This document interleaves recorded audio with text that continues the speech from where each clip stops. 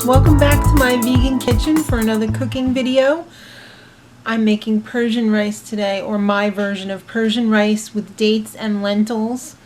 So just like the title suggests, it's going to have dates and lentils and rice.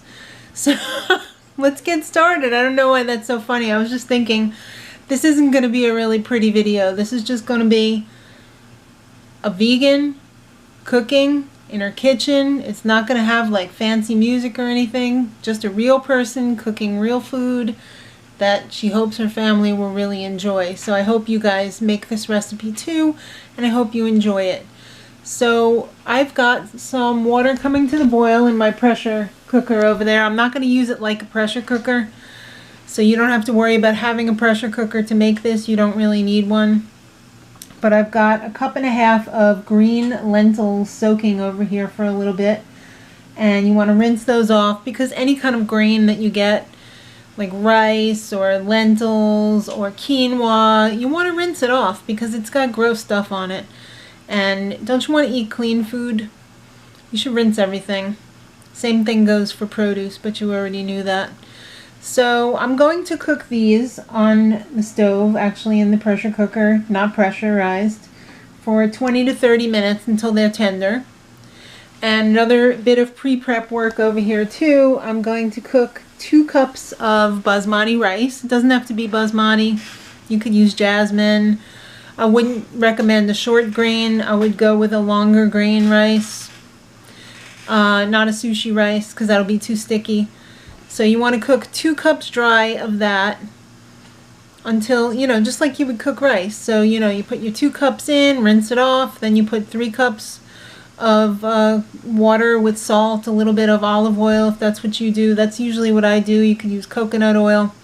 So I'm going to get these 2 things done, and then we will check back. Alright, so the rice and the lentils are cooking. I already cut up 1 onion, finely sliced, 3 cloves of garlic minced, 3/4 of a cup of Medjool dates, pitted, of course. I went a little crazy with the dates. It's more like a cup and a half, maybe, or a cup and a quarter.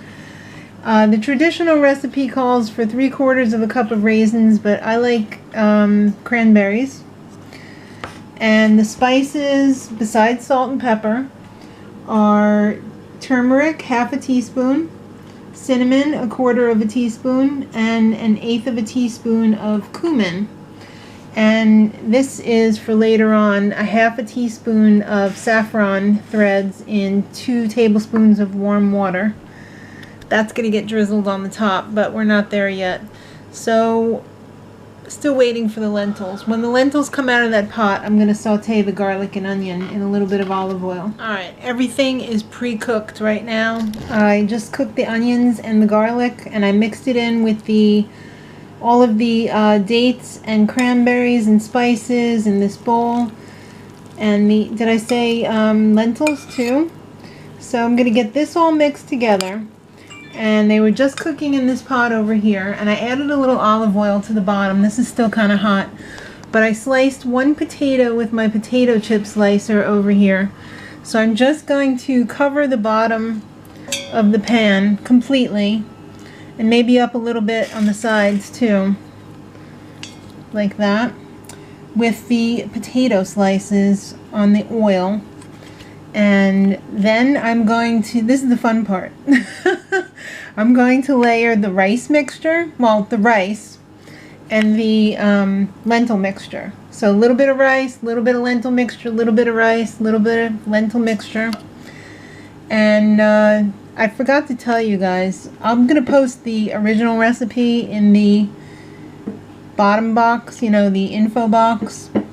But this is my take on it. So I didn't have cardamom and cardamom, I think it's cardamom, and I didn't have nutmeg, so I didn't put those in. But if you're interested in using those spices, I'll leave the amounts in the info box. But once this all gets layered up like a casserole, I'm going to drizzle a little bit of melted butter on it. I have some vegan Earth Balance, soy-free, probably about 1/4 cup, and I'm gonna also drizzle the saffron water on top. And it's gonna go in the Instant Pot. You don't need a pressure cooker though, you could just put it on low on the stove, but I'm putting it on slow cooker for 30 minutes. And if you do it on the stove, they recommend you wrapping your pot lid in a dish towel so that it will soak up like the steam. So it doesn't get soggy, I guess. I don't know, but I'm doing mine in the Instant Pot. But let me get that layered up and show you what it looks like. Alright, so there we go. It's all layered. I'm gonna put the butter on. It's gonna taste so buttery delicious.